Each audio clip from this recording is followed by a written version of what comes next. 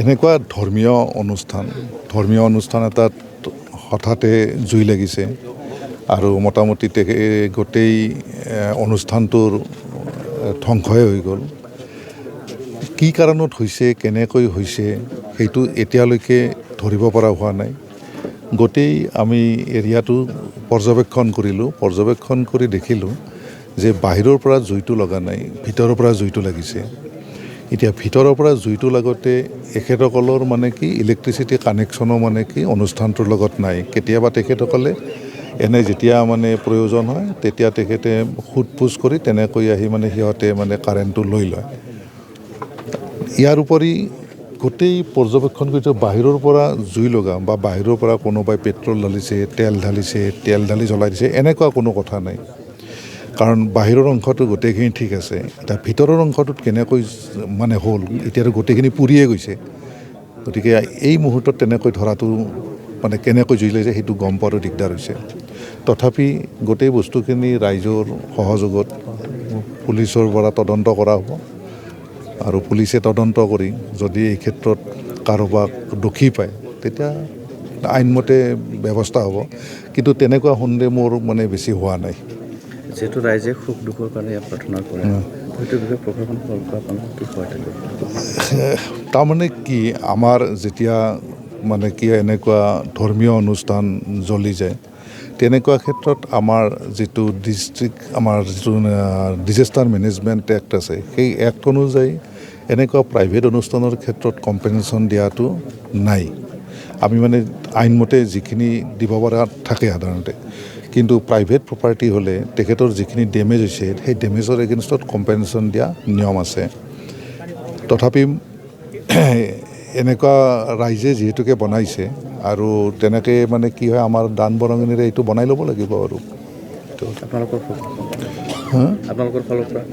প্ৰশাসনৰ ফালৰ পৰা আমাৰতো গভমেণ্টৰ যিখিনি ফাণ্ড আহে, সেই ফাণ্ডবিলাক নিৰ্দিষ্ট কামৰ কাৰণে নিৰ্দিষ্ট কামৰ অধীনত আহে। তাক আমি ময়ো খৰচ কৰি নিজৰ ইচ্ছামতে যিটো আমাৰ চৰকাৰৰ নিৰ্দেশ, সেই নিৰ্দেশ অনুযায়ীহে আমি সেই টকাবিলাক খৰচ কৰোঁ। সেইটোৱে কথা।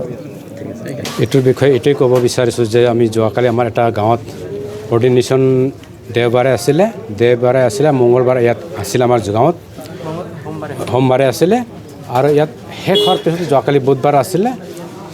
তো আমি ইয়াৰ পৰা তেওঁক যিজন ফাদাৰ হৈ গ'ল, তেওঁক দেউতাই আমাক মাতিলে আৰু তেওঁক আমাৰ যিবিলাক গাঁৱৰ মুৰব্বীবিলাকক ধন্যবাদ দিবৰ কাৰণে আমাক মাতিছিলে। মাতাৰ কাৰণে আমি তেওঁলোকৰ ঘৰত গৈছিলোঁ, কিন্তু তাৰ পৰা খাই বৈ আমি ঘৰত আহিলোঁ। আমি ঘৰত মোটামুটি 8টা মানত আহিলোঁ আৰু 8টা মানৰ পিছত আমি অকণমান ঘৰত থাকি 2 ঘণ্টাৰ পিছত 10:20 মানত ইয়াতে জ্বলাবলৈ আমি দেখিবলৈ পাইছোঁ। আৰু ইয়াতে এনেকৈ জ্বলি গৈছে যে একেবাৰে জ্বলি গৈছে, একেবাৰে শেষ হৈ গ'ল আমাৰ গীৰ্জাঘৰখন। দুৰ্ভাগ্যজনক কথা হয়, আমি বহুত দুখ পাইছোঁ। আমি এইটোৱে আশা কৰোঁ যে সকলো, যিহেতু অসম চৰকাৰ বা ভাৰত চৰকাৰ তেওঁলোকে আমাক সহায় কৰে, যিহেতু আমি দুখীয়া পৰিয়াল, আৰু এই দুখীয়াৰ কাৰণে মই চৰকাৰৰ ওচৰত আহ্বান কৰাইছোঁ, তেওঁলোকক অনুৰোধ কৰিছোঁ যাতে আমাক সাহায্য হিচাপে কিছু দান আগবঢ়াই যায়। এইখিনি আমাৰ ৰাজ্যৰ ফালৰ পৰা কথা আছে। এইটো আমাৰ জাগাটো হ'ল ঝকৰাগাঁও কাথলিক চাৰ্চ বুলি কোৱা হয়, আৰু আমাৰ পোষ্ট অফিচ হৈ গ'ল আমাৰ আম্বাগাঁও। ঘটনাটো কেনেকুৱা হৈছে বুলি ঘটনাটো ইতিমধ্যে এতিয়ালৈকে ধৰিব পৰা নাই, কেনেকুৱা হৈ গ'ল, কেনেকুৱা হোৱা নাই, এতিয়ালৈকেও আমি চিন্তা কৰিব পৰা নাই বা বুজিব পৰা নাই। কিবা হৈছে নেকি কাৰেণ্টৰ লগত বা কিবা? এতিয়া ধৰক আমি তেনেকুৱা সন্দেহযুক্তটো বহুত আছিলে, কিন্তু তেনেকুৱা বস্তু আমি দেখিবলৈ পোৱা নাই। এতিয়া ধৰক তেনেকুৱা যদি ওপৰত জ্বলিছে, এইবিলাক নজ্বলিলা হয়, কিন্তু এতিয়া আমি সন্দেহ কৰিলে আমিতো কাকো প্ৰুফ আমাৰ নাই, জাগাত আমি দেখা পোৱা নাই। কিন্তু আমি ইয়াত দেখিবলৈ পাইছোঁ ওপৰত জ্বলিছে কি এইটো চাওক, এইটো এখন জ্বলা নাই। এতিয়া আমি কাক ক'ম? প্ৰুফ থাকিলেহেঁতেন আমি ক'বলৈ পাৰিলোঁ হয়, কিন্তু আমাৰ ওচৰত তেনেকুৱা নহয়। আমি ভাবিছিলোঁ যেতিয়া ঘৰ জ্বলা হ'ব তেতিয়া পটকাৰ যিটো টিনৰ আৱাজ দি আছিলে, এই টিনৰ পটকাৰ দৰে এটা আৱাজ আহিলে, সেই দেখি আমি কিহৰ পটকাৰ, তাৰপিছত আমিও ভাবিলোঁ যে এতিয়া বিহু চলিছে, বিহুৰ পটকাৰ পিছত ওচৰ পাজৰে মানুহবিলাক হাল্লা কৰিলে যে আমাৰ গীৰ্জাঘৰখন জ্বলি আছে। তেতিয়া আমি সকলোৱে, এই গীৰ্জাৰ যিমান মণ্ডলী আছে, সদস্য আছে, আমি সকলোৱে দৌৰি আহি তেওঁ চালোঁ যে সঁচাকৈ বহুত বেয়াকৈ জ্বলি শেষ হৈ গ'ল। তেনেকুৱা কাৰোবাৰ লগত শত্ৰু ভাৱ তেনেকুৱা কিবা? আমাৰ তেনেকুৱা ইয়াতে অকল এই ঝকৰা গাঁওখন আমাৰ এখন অকল খ্ৰীষ্টিয়ান মেম্বাৰ বা মানুহবিলাকে আছে, মাইনৰিটি আছে, মেজৰিটি আছে। ইয়াত তেনেকুৱা আমাৰ কোনো সন্দেহ নাই আৰু আগে পিছে তেনেকুৱা আমাৰ মাজত কাজিয়া পিছাল হোৱা নাই। সেই গতিকে আমি একো দেখিবলৈ পোৱা নাই তেনেকুৱা আমাৰ কাৰো লগত কাজিয়া পিছাল। আমি মিলিজুলি বা শান্তিপ্ৰিয় হিচাপে আমি ইয়াতে বসবাস থাকি আছোঁ। যিটো ঈশ্বৰক প্ৰাৰ্থনা কৰাৰ এটা স্থান একদম মানে নষ্ট হৈ গ'ল তোমালোকৰ ৰাইজৰ কাৰণে। হয়, আমি এইটো যিটো ঈশ্বৰৰ বা আমি প্ৰাৰ্থনা কৰোঁ, এতিয়া আমাৰ গেমাৰ গীৰ্জা হয়, আমি বহুত দুখ পাইছোঁ। কাৰণ আজি ইয়াত নহয়, আজি সকলো জেগাতো বিভিন্ন ঠাই বা ষ্টেটত জেগাত আমি দেখিবলৈ পাওঁ যে সকলো ধৰণৰ সকলো জাতিৰ এটা অনুষ্ঠান থাকে। তাতে সকলোৱে যায় ধুনীয়াকৈ নিজৰ আত্মিকৰ কাৰণে প্ৰাৰ্থনা কৰে, যাতে আমি ভালকৈ এই পৃথিৱীৰ পৰা বিদায় ল'বৰ কাৰণে আমাৰ নিজৰ জীৱনৰ কাৰণে আমি প্ৰাৰ্থনা কৰোঁ। সেই গতিকে আমি গীৰ্জাত আমি সদায় আহোঁ বা দেওবাৰে আমি প্ৰাৰ্থনা কৰোঁ নিজৰ জীৱনৰ কাৰণে, ওচৰ পাজৰ মানুহবিলাকৰ কাৰণে, সমাজৰ কাৰণে, সকলো জাতিৰ কাৰণে আমি প্ৰাৰ্থনা কৰোঁ, যাতে আমি এই ভাৰতত আমি শান্তিপ্ৰিয় হিচাপে যাতে ভাইৰ দৰে আমি এই পৃথিৱীত জীৱন যাপন কটাব পাৰোঁ বুলি আমি প্ৰাৰ্থনা কৰোঁ। চৰকাৰক কি আহ্বান কৰিম? চৰকাৰক আমি এইটোৱে আহ্বান কৰিছোঁ যে আমি দুখ লাগিছে বা চৰকাৰক আমি এইটোৱে আহ্বান কৰিছোঁ, অনুগ্ৰহ কৰি যিহেতু মানে আমাৰ ইয়াতে গীৰ্জাঘৰ জ্বলি গ'ল, যদি আমি তেওঁৰ এটা অংগ হয়, সেইকাৰণে আমি আহ্বান কৰিছোঁ যাতে আমি সাহায্য তেখেতে আমাক আগবঢ়াই যায়। আচ্ছা, আপোনালোকৰ ঘটনা হোৱাৰ সময়ত ফায়াৰ ব্ৰিগেড তেনেকুৱা কিবা প্ৰশাসন ফালৰ পৰা তেনেকুৱা আপোনালোকক সহায় কৰিব আহিছিলে নে? তেনেকুৱাতো বেলেগ অহা নাই। আমাক যিবিলাক থানাৰ মানুহবিলাক আহিছিলে তেনেকুৱা ফায়াৰ ব্ৰিগেড আহিছিলে, তেওঁলোকে আহিছিলে আৰু তেওঁলোকে আমাক সহায় কৰি গুচি গৈছে। আচ্ছা, চৰকাৰত থকা তেনেকুৱা কোনোবা নেতা আহিছে নেকি আপোনালোকৰ? ইতিমধ্যেতো ময়ো নাছিলোঁ, মই কোৰ্টত কিছু কামৰ কাৰণে গৈছিলোঁ। তেনেকুৱা আমাৰ কিছুমান আহিছিলে, আমাৰ ৰাজনীতিক লিডাৰবিলাক আহিছিলে, তেওঁলোকে। হয়, নিশ্চয় এইটো দুখ লগা কথা। যোৱা ৰাতি আমাৰ যিটো গীৰ্জাঘৰ আছিল অতি পুৰণি, এইটো তাৰমানে ময়ো জন্ম হোৱা নাছিলোঁ, ইয়াতে প্ৰথম ইষ্টাব্লিছ হৈছিল কেথলিক চাৰ্চ ইয়াতে, তাৰপিছত ইয়াৰ পৰা তাত নিয়া হ'ল। এতিয়া এনেকৈ এটা দুৰ্ভাগ্যজনক মানে ঘটনা, যিটো নেকি ঘটনা কোনো গাঁওবাসীয়ে ভবা নাছিল আৰু অন্ততঃ ওচৰ পাঁজৰ মানুহেও কোনো গম পোৱা নাছিল। অলপতে আমাৰ হৈ গ'ল, অৰ্ডিনেশ্যন প্ৰগ্ৰাম হৈ গ'ল। তাৰপিছত ইয়াতে যোৱা সোমবাৰে 13 তাৰিখে এটা প্ৰগ্ৰাম আছিল আমাৰ, থেংকছ গিভিং প্ৰগ্ৰাম এইটো আছিলে। তাৰপিছত সেইখিনি শেষ হোৱাৰ পিছদিনা অলপ প্ৰগ্ৰাম আছিল, যিবিলাক আমি বাহিৰৰ পৰা বস্তু লৈ আনিছিলোঁ। যথেষ্ট ৰাইজ আছিল 13 তাৰিখে 14 তাৰিখে।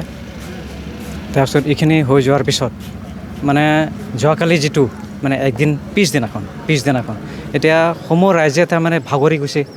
তাৰপিছত ইফালে কাম কৰি ভাগৰি লাগি গ'ল, আৰু এনেইতো গাঁৱৰ মানুহ গম পাওঁৱে, অলপ মানে খাই বৈ সোনকালে শুবলৈ বিচাৰে এনেকৈ। এইকাৰণে মানে ইহঁতে হৈ গ'ল চাগে।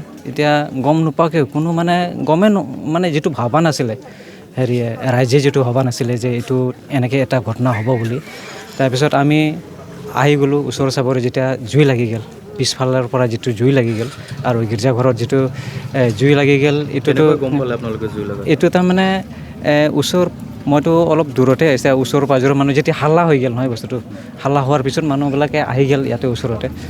অহা যোৱাৰ পিছত মানে এতিয়া কোনে কি কৰিলে কি নকৰিলে এইটোতো কোনো এতিয়ালৈকে ধৰিব পৰা নাই। আৰু কোনোবা দুষ্ট চক্ৰৰ তেনেকুৱা হাত আছে বুলি আপোনালোকে ভাবে? দুষ্ট চক্ৰ এতিয়া তাৰমানে আমি তেনেকৈ ভাবোঁ আৰু যিহেতু এতিয়া সন্দেহ বা মানে ইয়াতে যিটো প্ৰগ্ৰাম হৈছিল, সেই প্ৰগ্ৰাম যথেষ্ট মানুহ ইয়াতে গেডাৰিং হৈছিল ইয়াতে।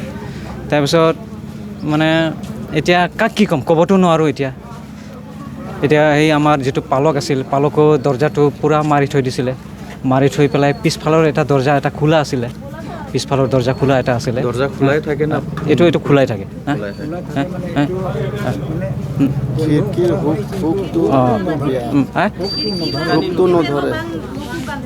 তাৰ মানে এইটো মানে এনে জপোৱা আছিল আৰু হুকটো ধৰোৱা নাছিল, আৰু এইটো মানে হ'ব পাৰে, এইটো মানে এনেকৈ আৰু।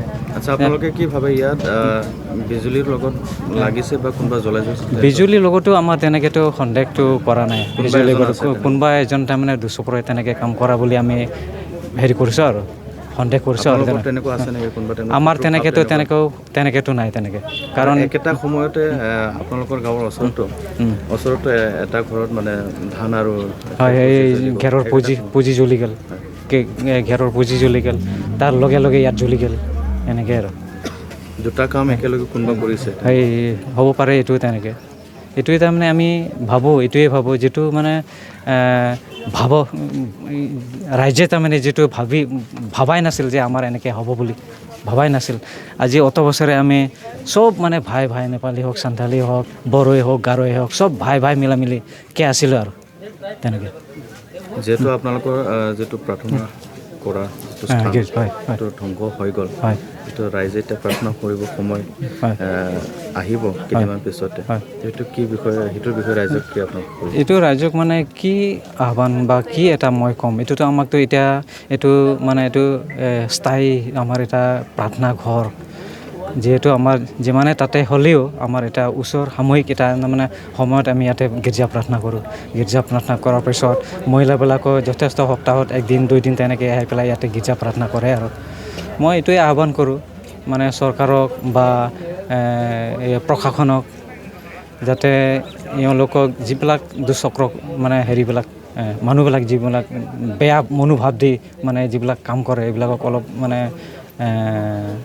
ব্যৱস্থা কৰিলে শান্তি যিটো আমি আগতে যেনেকৈ শান্তিত আহি আছিলোঁ আৰু সেনেকৈ শান্তি থকাটো আমি বিচাৰোঁ আৰু যিটো আমাৰ ক্ষয় ক্ষতি চৰকাৰে পাৰিলে তাৰমানে সেইটো অলপ বহন কৰিব পাৰিলে বেছি ভাল আছিল হয় চৰকাৰে মানে ইয়াৰ বিষয়ে চাই দিব লাগিব আচ্ছা যিহেতু আপোনালোকৰ প্ৰগ্ৰাম আগতে কেইদিনমান আগত হৈ গ'ল হয় এইটো প্ৰগ্ৰাম সময়ত কিবা এটা আপোনালোকৰ কাৰোবাৰ লগত তেনেকৈ কিবা এটা নাই তেনেকৈ